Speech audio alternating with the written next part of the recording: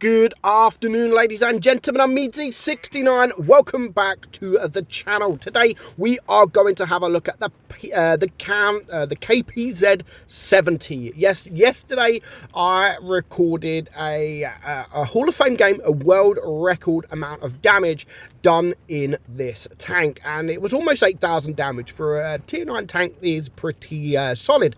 So what is the tank like? Now, the tank looks absolutely fantastic. It looks beautiful, and when this tank first was introduced to the game, I wasn't a lover of it, to be honest. I really wasn't a lover of this tank. I just think against tier 8s it was really good, but against tier 10s it did kind of suffer just a little bit. Doesn't quite have the armor profile, or a decent armor profile. It's okay, you can get some bounces, but there is a lot of weak points, and the hull is not very good at all. So your DPM is on the lower side, but it does have that higher alpha gun, which we will look at the stats in a moment. So of course, against tier, this is definitely a higher tier tank. You can perform well in tier 10, don't get me wrong, but it is a tank that performs much better when you are against tier 8s. And yeah, it's not bad. I've come to terms with it, and I do like it as a tank. Now, this is a pretty decent tank for ammo racking as well, especially if you're playing things like mad games and stuff like the special game modes. This tank really is good for the old ammo rack. So your reload, of course, is around 15 or so seconds. So not the best of reloads, but you can really pump out that damage. You can dish out the damage very quickly, because you do have that higher alpha as well. The speed, as you can see, is a very good speed for what it is.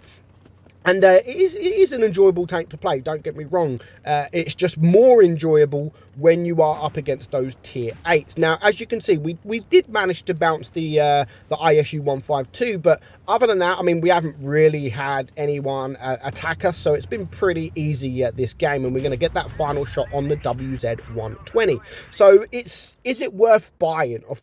Of course, if you have the money, if you have the gold when this does come available, then it is a nice tank to have in your garage. And don't get me wrong, we just got 3,300 damage there, and we got that very easily. So what do you run this with? Do you run it with calibrated shells or the rammer? Because the pen isn't the greatest, but neither is the DPM. Now, personally, I do run it with the rammer just to up that DPM a little bit. So you can see here the turret armor is 210, so it's not bad, and that's what I mean. You can get more bounces against tier 8s than you can the tier 10s. DPM is 2296, so again, it's not really bad, but it's not really good either.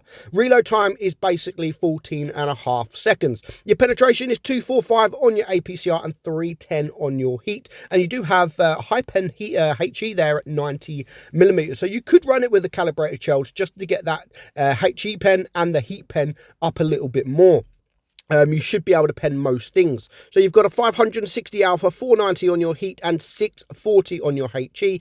Aim time 3.9, dispersion 0.344, and it does only have 6 degrees of gun depression with a top speed of 40 kilometers per hour. So the stats are average. It's nothing crazy about the tank, but it's nothing like, it doesn't stand out to be absolutely awful.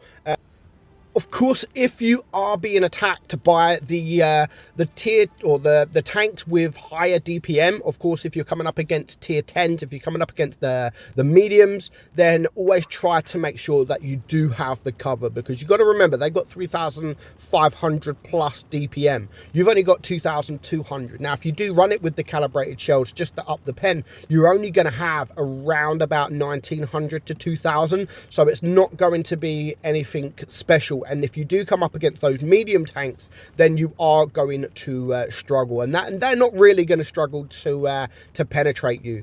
But yeah, it's an enjoyable tank to have in your garage. Now, I got mine for free because Wargaming did an event years ago where you could actually get this tank for free. So I managed to get it for free, and I think there was only a number of people, I can't remember the exact number, I think it was like 1,000, something like that, that managed to get the tank for free. So But since then, it does come back for sale. I mean, you can get it regularly, not too regularly, but it does come back for sale. So we're just going to have this game here. That poor SU-130 got absolutely ripped, and now we're going to go and destroy this Batchat Borask. So we want to take care of him. He is a tier 8 tank. Of course, I am a tier 9, and he is a quick tank, which is why I want to take good care of him. I don't want him to come back and haunt us later on, and with my speed, I am managing just to keep up with him enough to not let him get away. So he's just going to try to get away, but it doesn't work, unfortunately. So far, 1400 damage, and now that is one tank down a piece, and I can come back and help my heavies here deal with these guys. So I'm going to get the shot on the T28 Defender. We are going to switch to the heat there just to guarantee the pen. We do get a nice high roll, just over 600 with heat, which is very, very nice. And again, as I've said, it is an enjoyable tank to play. It does play really well when you are a higher tier, and if you can play it, you can obviously play it when you're bottom tier as well. You just need to be much more careful than you would in if you're playing against tier 8s. So yeah, it's definitely a tank that you can have in your garage, and it's definitely a tank that you will play. It's not going to be one of those tanks like, say, like the T55, the T55A.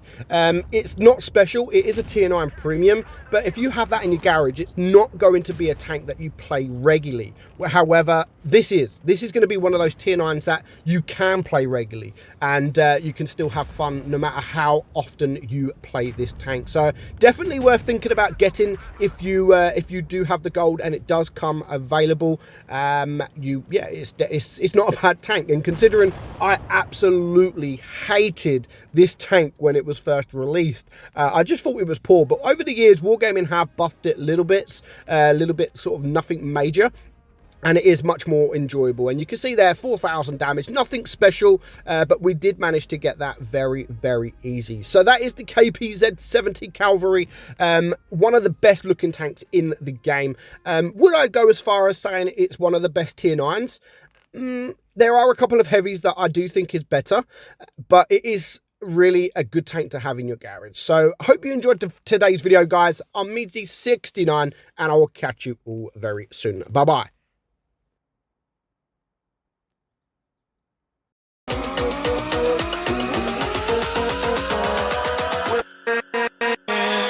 With